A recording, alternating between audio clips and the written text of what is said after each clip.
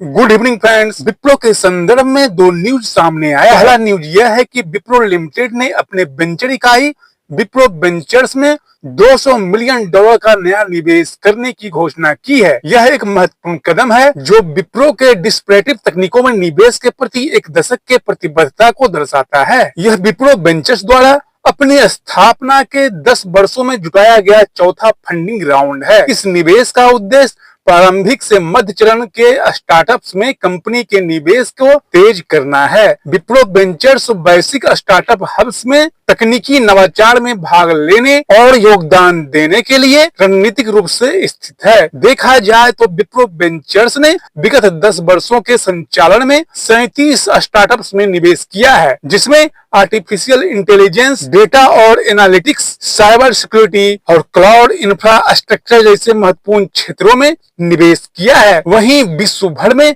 250 plus Wipro ग्राहकों में समाधान लागू किए हैं और 12 सफल एग्जिट्स हासिल की है। प्रत्यक्ष इक्विटी निवेश के अलावा विप्रो वेंचर्स ने भारत, अमेरिका और इजराइल में कई प्रारंभिक चरण इंटरप्राइज केंद्रित और साइबर सिक्योरिटी वेंचर फंड्स में भी निवेश किया है। विप्रो लिमिटेड के मुख्य कार्यकारी अधिकारी और प्रबंधक निदेशक का कहना है कि यह नवीनतम निवेश स्टार्टअप्स को तेजी से बढ़ाने, नवाचार करने और बड़े उद्योगों को समर्थन करने के लिए आईटी सेवा उद्योग के साथ सहयोग करने में मदद करने के लिए हमारी प्रतिबद्धता की पुष्टि करता है। हम एक सहयोगी पारिस्थितिकी तंत्र की कल्पना करते हैं जहां इन उभरती प्रौद्योगिकियों को वैश्विक स्तर पर तैनात किया जा सकता है, प्रगति को बढ़ावा दे सकता है और सभी हितधारकों के लिए टिकाऊ मूल्य बन सकता है। वहीं जेलिक सह संस्थापक और जनरल पार्टनर SYN वेंचर्स ने कहा कि हम वर्षों से सह निवेशकों के रूप में विप्रो वेंचर्स के साथ काम करने से प्रसन्न हैं और वे उद्योग में उभरते रुझानों का लाभ उठाने के लिए अच्छी तरह से स्थित और सक्षम हैं। हमें दृढ़ विश्वास है कि विप्रो के वैल्यू एड स्टार्टअप्स को अपनी प्रतिस्पर्धात्मक बढ़त बनाए रखने और दीर्घकालीन सफलता का आनंद लेने में सक्षम होंगे। कुल मिलाकर देखा जाए तो $200 मिलियन का यह निवेश विप्रो और विप्रो इन्वेस्टर के लिए बड़ा ही सकारात्मक है। इसे विप्रो की तकनीकी नवाचार के प्रति प्रतिबद्धता और स्टार्टअप इकोसिस्टम को बढ़ावा देने की इच्छा को दर्शाता है। साथ ही यह कंपनी के अपने ग्राहकों को अधिक नवीनतम तकनीकी समाधान प्रदान करने के प्रयासों का भी महत्वपूर्ण हिस्से के तौर पर देखा जा सकता है। वहीं विप्रो लिमिटेड द्वारा 26 फरवरी को एक कॉर्पोरेट सूचना जारी किया है, जिसे national stock exchange of India limited, NSE, BSE और न्यूयॉर्क स्टॉक एक्सचेंज को भेजा गया है, जिसमें बतलाया गया है कि श्री दीपक M साटवालेकर DIN 0009627 को कंपनी के स्वतंत्र निर्देशक के रूप में दूसरे कार्यकाल के लिए पुनः नियुक्त किया जा रहा है।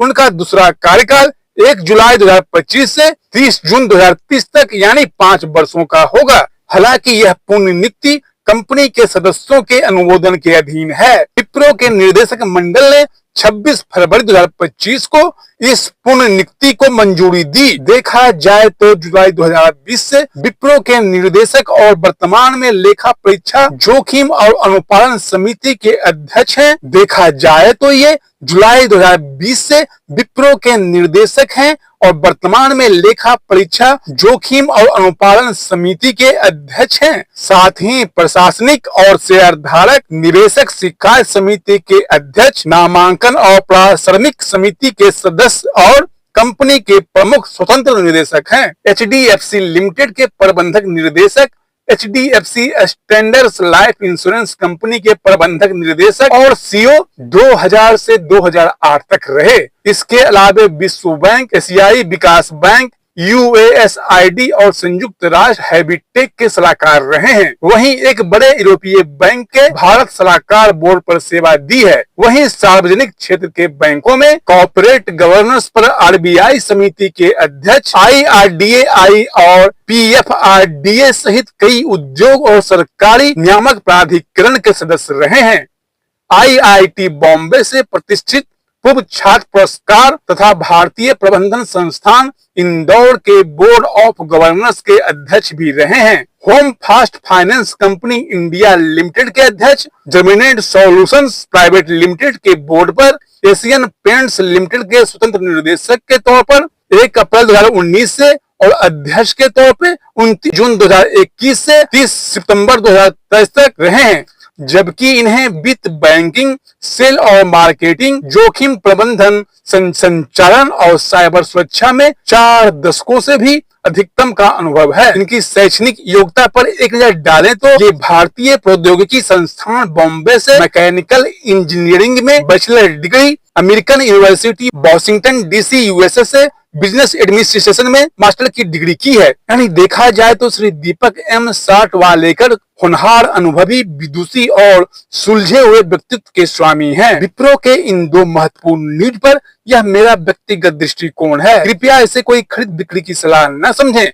मैं कोई से भी पंजीकृत फाइनेंशियल सलाहकार नहीं हूं और न ही किसी तरह का निवेश की सलाह देता हूं।